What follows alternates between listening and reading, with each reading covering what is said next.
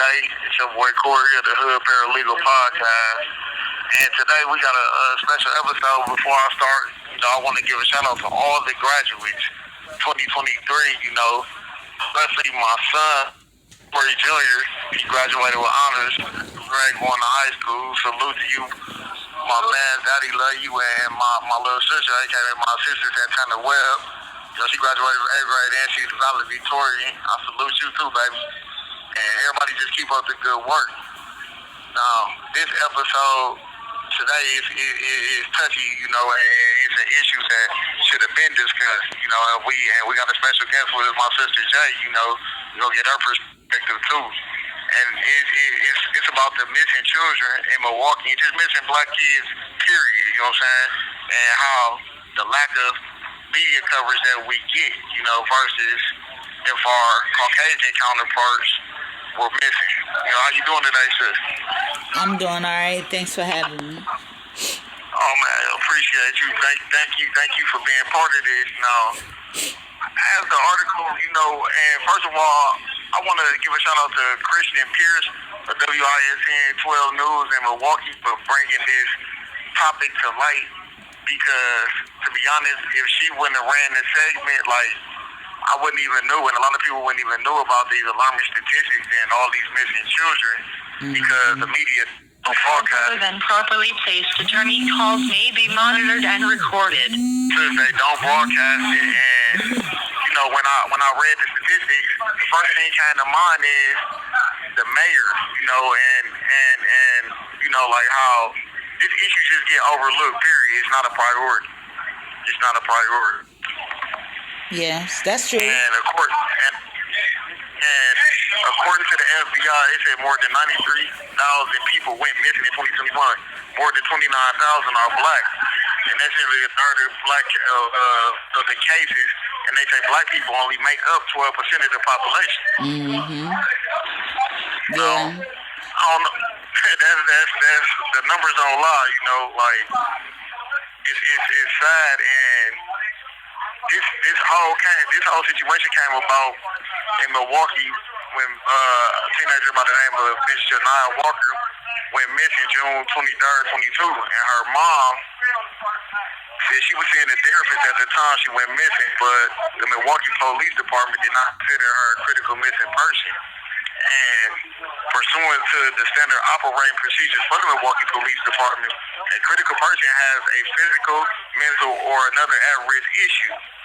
And when Christian Pierce emailed them, asking them why she wasn't considered critically missing because she fit the criteria, they stated in 6 words, she is not a critical missing person.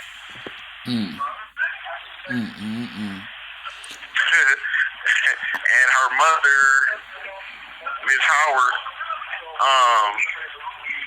has really been affected by this. And I was watching that episode for the news segment of this, and you could tell she was staying strong, but you can get hurt, and that really stood out to me as a father with daughters, with children, period, it's a touchy subject, and it just really rubs me the wrong way, so give us your perspective. Okay, and by the way, we got another guest joining us, my mother, the queen, Miss Sandra Webb. Mono, what you were saying, go ahead, speak your piece. That baffles me because, this is what I ask people to, instead of all this violence out here against each other, this is where they need to be standing together for our children.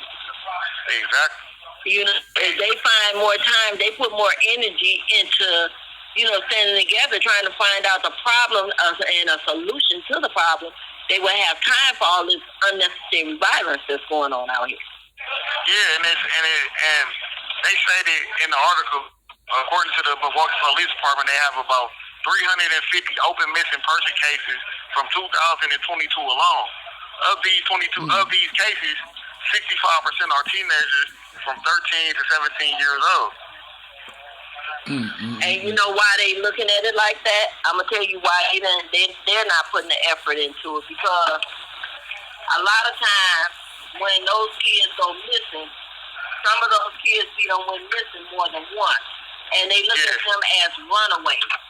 I'm gonna tell you how it go. And when parents report them, they ask them, have they did this before? Is this behavior? And some of them answer yes. And, and they look at, this has happened this is ongoing. That's why, we too have to sit down and talk with our children, because it puts us in a situation when something like this does happen. Mm-hmm. And I agree with that, and that's what really bothered me, because I have babies, and my daughter, my oldest, my baby Courtney, shout out to the queen, and it's I want to be able to make her feel comfortable about coming to talk to me before she feels she got to run away or things of that nature. It amazes me how a white young lady around the same age can go missing, and she could have done it numerous times, and they'll shut down the whole city for it. Just yesterday. But you look at how, not cutting you off, you look at how the white get together too when that one becomes missing. Look at how they get together. They get out and get put out. Properly placed attorney calls may be monitored and recorded. They get out, they get to putting out flyers, they come together, they go there, they do that first. But see, this is what I'm saying, it's a cultural thing. Yeah. Because our people is not taking it serious, and they're not looking at it like that, and which it should be looked at. And we need it, and I agree with that. And sis, what you think, because I agree with that. We need to basically take matters in our own hands. We can't, because it's obvious we can't depend on the individuals that's supposed to look into this, to find our kids, because that's a lot, 350, and that's 350 families affected. Yeah, for sure. And as a community. Go ahead, bro. Go ahead, sis. No, I was just gonna say, I look at it from a big perspective.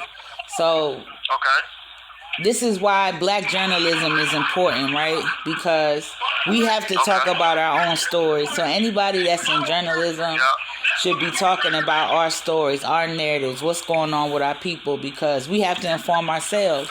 These people are missing not only where you're from, but all across America, and we don't know about it until we know about it. And it's a lot. We should know these people's names and see their faces, and we don't.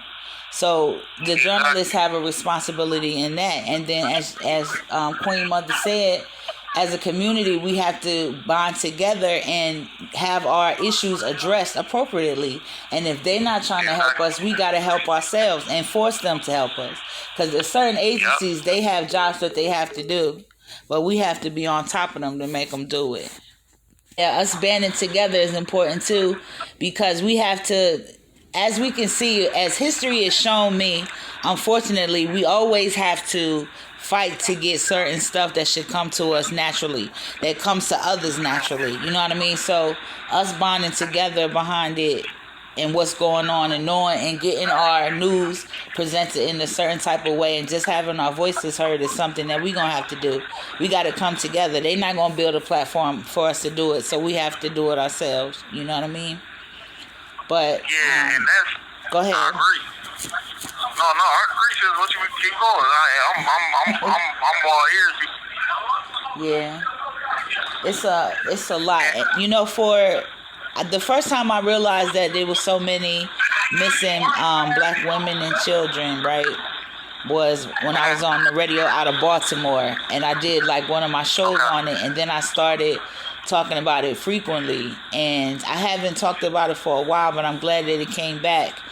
And along with that, I found somebody on Instagram around the same time that we was talking about it, that their podcast is Black Girl Gone Podcast, right?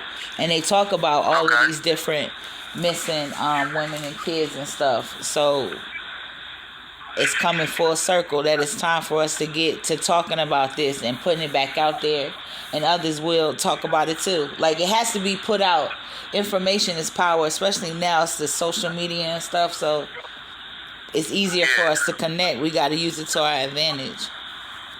And you know what? Now that you say that, go back to, did you read, there was an article on Alexis Patton. This guy, talked to this guy. This guy said what had happened and everything. He went to them and told them. They never investigated. See? Yeah. And I can believe that, and it's sad, and you know, and it goes back to, I look at it from an aspect of they create these procedures, and who is the benefit of them? Because you said like she was going to therapy, and her mom Tanisha Howard said she was getting treated for PTSD, and how she don't fit the criteria. It's a big mental health crisis, and you know, they definitely dropped the ball. And it's sad. And my whole point is like, I'd be in business if I was the mayor that this is going on in my city, and it's like everything else is being prioritized before these missing children. You know, and that's the part that bothers me. With this media, and like you said, the social media, and they said that in the article, like a lot of times, like on these games, we have to monitor our children when they playing these games on social media because it's a lot of predators that's on there, and they said the worst case scenario can involve human trafficking. You know, and like you have creeps online and trying to exploit children, so we got to be careful, and we really got to monitor what's going on. Yeah. Social media is the worst when it comes to our children. Yeah. I feel like no child should have a social media thing. I agree. Yeah. I agree. And I like y'all because y'all old school with it. You know what I'm saying? And they should start holding these companies accountable for allowing these children, you know, I think about certain age groups, and the content should be limited.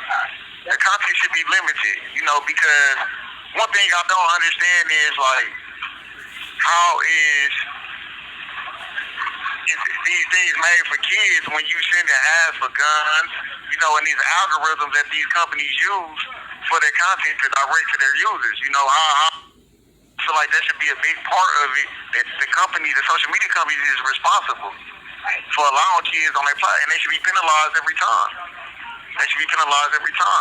And there's because to be allowed social media sites. What you say, ma'am? Can you hear me? It sounds like you far away. Ma, you gotta talk in the phone.